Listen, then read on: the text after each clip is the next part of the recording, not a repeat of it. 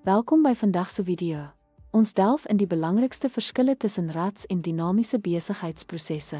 Jy sal leer hoe elke benadering aanpasbaarheid en responsiwiteit ondersteun en hoe om die regte een vir jou organisasie se behoeftes te kies.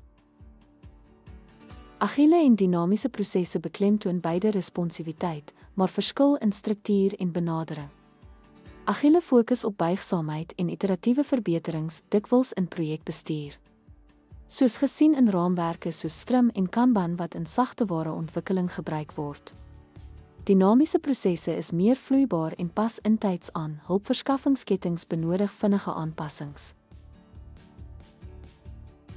Dankie dat jy ons video oor agile teenoor dinamiese prosesse gekyk het.